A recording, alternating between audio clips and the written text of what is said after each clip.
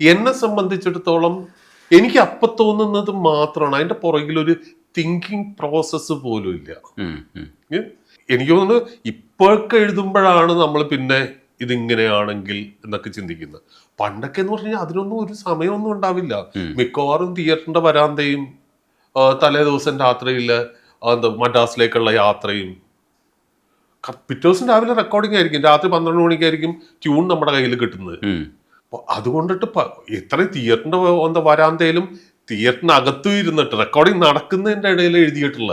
ഇപ്പൊ നേരത്തെ മഴ പെയ്തു മാനം തെളിഞ്ഞ കാലം, അതിന്റെ കാര്യം പറയുമ്പോൾ ഞാൻ പെട്ടെന്ന് ഇങ്ങനെ ആ ദിവസത്തെ പറ്റി പെട്ടെന്ന് മനസ്സിലേക്ക് ഓടി വന്നു.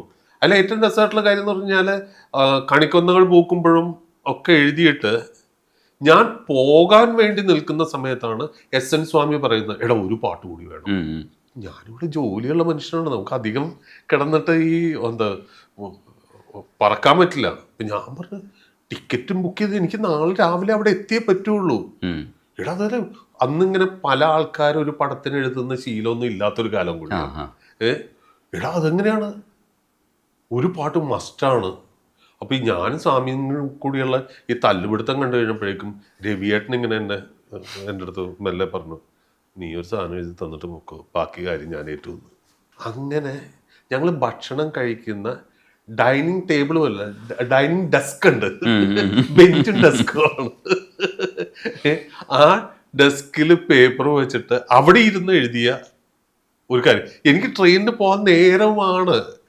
അപ്പൊ അത്ര മാത്രം സമയം കൊണ്ടിട്ട് കടലാസിൽ എഴുതി രവിയേട്ടന് കൊടുത്ത് പോന്നതാണ് ആ പാട്ട്. അപ്പൊ ഇത് കഴിഞ്ഞിട്ട് ഞാനിവിടെ വന്ന് 2 ദിവസം കഴിഞ്ഞിട്ടാണ് രവിയേട്ടന്, ഇതേപോലെ അന്ന് മൊബൈലൊന്നും ഇല്ലാത്ത കാലമായത് കൊണ്ടിട്ട് 2 ദിവസം കഴിഞ്ഞിട്ടാണ് എനിക്ക് രവിയേട്ടനെ ഫോണിൽ കിട്ടുന്നത്. അപ്പൊ ഞാൻ രവിയേട്ടനെ ചോദിച്ചു, അല്ല നമ്മളന്ന് ഞാൻ ലിറിക്സ് എഴുതി തന്ന ആ പാട്ട് എങ്ങനെ വന്നു? എടാ ദാസിനത് ഭയങ്കരമായിട്ട് ഇഷ്ടമായിട്ടോ. ദാസേട്ടന് ഭയങ്കരമായിട്ട് ഇഷ്ടമായിട്ടോ.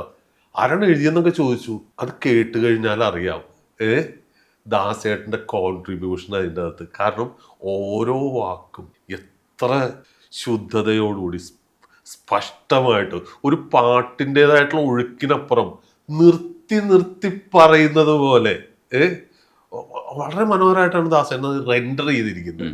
ആ വരികളൊന്ന് പറയാം സാറേ, അത് കഴിഞ്ഞിട്ടുള്ള വരികൾ. പലവട്ടം പിന്നെയും മാവു പൂത്തു, തൊടിയിലാ പൂക്കൾ വീണൊഴുകിപ്പോയി, പകൽ വർഷരാവിന്റെ മിഴിതുടച്ചു. അപ്പൊ ദാസേട്ടൻ അവിടെ പറയുമ്പോഴോ പകൽ വർഷരാവിന്റെ മിഴിതുടച്ചു, കൃത്യമായിട്ട് ഇത് വെച്ചിട്ട് ദാസേട്ടൻ അത് പറഞ്ഞിരിക്കുന്നത്, റെൻഡർ ചെയ്തിരിക്കുന്നത്. അതാണ് അത്ര സ്പഷ്ടമായിട്ടാണ് ദാസേട്ടനത്. അപ്പോൾ ഞാനിത് കേട്ടിട്ട് രവിയേട്ടൻ്റെ അടുത്ത് പറഞ്ഞു, ഇത് രവിയേട്ടനാണോ ദാസേട്ടനാണോ ട്യൂൺ ചെയ്തത്? അപ്പൊ ദാസേട്ടൻ അത്ര ആസ്വദിച്ച് ഏറ്റവും കംഫർട്ടബിൾ ആയിട്ട്, ദാസേട്ടന് ആ ശബ്ദം കേട്ട് കഴിഞ്ഞാൽ നമുക്കറിയാം എത്രമാത്രം കംഫർട്ടബിൾ ആയിട്ടാണ് ദാസേട്ടൻ അത് പാടിയേക്കണേന്ന്. അതായിരിക്കാം മനുഷ്യരുടെ മനസ്സിൽ വന്ന് തൊടുന്നതും കൂടി. അക്ഷരങ്ങളുടെയും ട്യൂണിന്റെയും അപ്പുറത്തേക്ക് ഹൃദയം തൊട്ട് പാടിയിരിക്കുന്നു. ആ ഫീൽ എന്ന് പറയുന്നുണ്ടല്ലോ, അത് അതിൽ നിറഞ്ഞു നിൽക്കുന്നതായിരിക്കാം ഗൾഫ് മലയാളികൾക്ക് മുഴുവൻ അത് പ്രിയപ്പെട്ടതാക്കി മാറ്റിയത്. അപ്പൊ നമ്മൾ ഒരാൾ മാത്രമല്ല, പല കോൺട്രിബ്യൂഷൻസ്, മ്യൂസിക് ആണെങ്കിലും ലിറിക്സ് ആണെങ്കിലും അത് റെൻഡർ ചെയ്തേക്കുന്ന ആ ഫീല്, ഓർക്കസ്ട്രേഷൻ, ഇങ്ങനെ എല്ലാം കൂടി ചേരുന്ന ഒരു കോമ്പിനേഷനാണ് ഒരു ഫുൾ സോങ് എന്ന് പറയുന്നത്. പാടം പൂത്ത കാലത്തിന്റെ ബാക്കി സ്റ്റാൻസ് ഒന്ന് പാടും. ദൂരെ പകലിന്റെ തിരിമല്ലെ താഴുമ്പോൾ, ഗ്രാമം മിഴിപൂട്ടുമ്പോൾ, പാടിത്തീരാത്ത പാട്ടുമായി സ്വപ്നത്തിൻ വാതിലിൽ വന്നവളെ, നറുതേൻമൊഴിയേ നറുതേൻമൊഴിയേ ഹൃദയം പറയും കഥ കേൾക്കൂ, ഹൃദയം പറയും കഥ കേൾക്കൂ. അങ്ങനെ ഈ ഹുക്ക് ലൈൻസ് എന്ന് പറയുമ്പോൾ ഇന്ന് ആധുനിക കാലഘട്ടത്തിൽ നമ്മൾ ഹുക്ക് ലൈൻസ് എന്ന് പറയില്ലേ, അതുപോലെ ഈറൻ മേഘത്തിൽ ഏറ്റവും നമ്മൾ ആസ്വദിക്കുന്നതാണ് മഴ കാത്ത് കഴിയുന്ന മനസ്സിൻ്റെ വേഴാമ്പൽ ഒരു മാരിമുകിലിനെ പ്രണയിച്ചു പോയി. രസകരമായ സങ്കല്പമാണ്, മഴ കാത്ത് കഴിയുന്ന മനസ്സിൻ്റെ വേഴാമ്പൽ ഒരു മാരിമുകിലിനെ പ്രണയിച്ചു പോയി. ഈ വരികൾ എഴുതുമ്പോൾ ഒരു ഹർഷം അനുഭവിച്ചിട്ടുണ്ടാവും, ഒരു സന്തോഷം അനുഭവിച്ചിട്ടുണ്ടാവും ആ ഒരു സങ്കല്പത്തെ കൊണ്ടുവരുമ്പോൾ. ഒരാശ്വാസമാണ് പലപ്പോഴും തോന്നുന്നത്. അതിനകത്ത് രോമഹർഷങ്ങളൊക്കെ നമുക്കങ്ങനെ തോന്നാറില്ല. കാരണം എന്ന് വെച്ചാല് കയ്യിൽ കിട്ടുന്ന ഒരു ട്യൂണാണ് നമ്മൾ എഴുതുന്നത്. കയ്യിൽ കിട്ടുന്ന ഒരു ട്യൂൺ എഴുതുമ്പോൾ ആ ട്യൂണിനെ ഒരു തരത്തിലും വേദനിപ്പിക്കാതെ അതിനെ എൻഹാൻസ് ചെയ്യാൻ പറ്റുമെന്നാണ് നമ്മൾ നോക്കുന്നത്. അതിൽ ഏറ്റവും പ്രധാനപ്പെട്ട ഒരു കാര്യം എന്ന് പറഞ്ഞു കഴിഞ്ഞാൽ പാട്ടിൻ്റെ ഏറ്റവും പ്രൈമറി ആയിട്ടുള്ള ഒരു ആവശ്യം അതിൻ്റെ ശബ്ദമാധുര്യം കൂടെയാണ്. ശബ്ദമാധുര്യമാണ് ആദ്യത്തെ കാര്യം. അപ്പോൾ ഏറ്റവും എന്താ സുന്ദരമായിട്ടുള്ള മനുഷ്യനെ അട്രാക്ട് ചെയ്യുന്ന കൊതിപ്പിക്കുന്ന ശബ്ദം ഉണ്ടാവുക. ഈ ശബ്ദം ആദ്യം ഉണ്ടാവുകയും ഈ ശബ്ദത്തിന് അർത്ഥം വരികയും ചെയ്യുമ്പോഴാണ് അത് നിലനിൽക്കുന്നത്. ഈ ശബ്ദ സൗകുമാര്യമാണ് ഒരാൾ ആദ്യം അട്രാക്ട് ചെയ്യുന്നത്. അപ്പോൾ പൂവിൻ്റെ ഭംഗിയാണ് ഒരു ശലഭത്തിനെ അട്രാക്ട് ചെയ്യുന്നത്. പക്ഷെ അവിടെ സ്റ്റേ ചെയ്യിക്കുന്നത് അതിലെ തേനാണ്.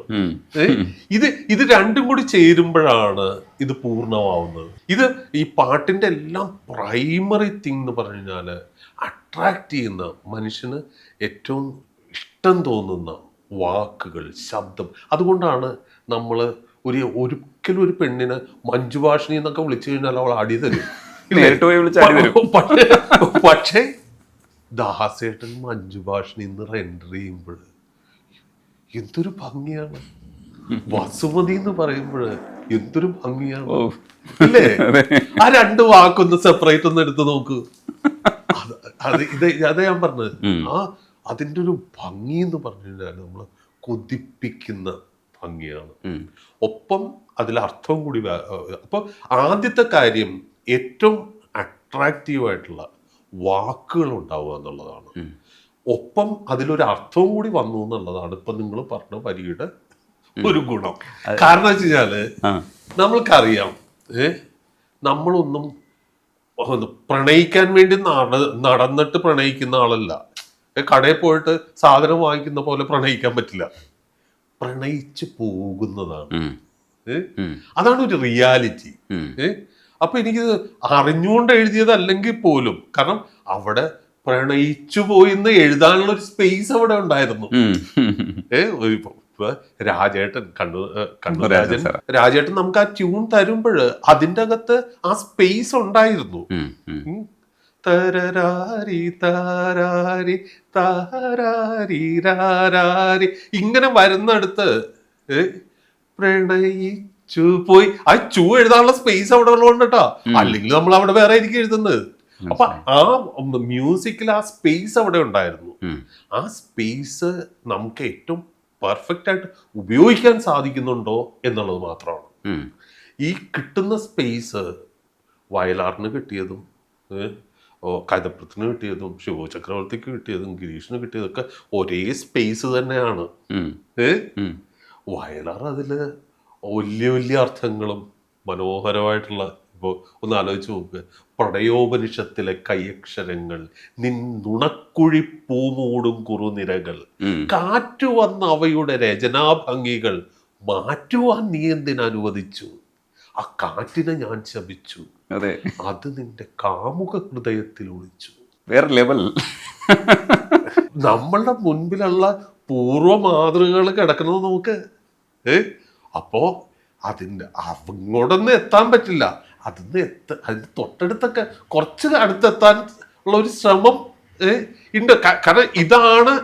അപ്പൊ നമുക്കറിയാം, ഒരു സിനിമാ പാട്ടെന്ന് പറഞ്ഞു കഴിഞ്ഞാൽ ഇതാണ് നമ്മുടെ മുൻപിലുള്ള പൂർവ്വ മാതൃകകൾ. അതിലേക്ക് എത്താൻ പറ്റില്ല. പക്ഷെ അതിനടുത്തെങ്കിലും എത്തിയില്ലെങ്കിൽ ഇത് പാട്ടാവില്ല എന്നുള്ള കൃത്യമായിട്ടുള്ള ഒരു ധാരണ കൂടെ ഇതിന്റെ പുറകിലുണ്ട്. തീർച്ചയായിട്ടും.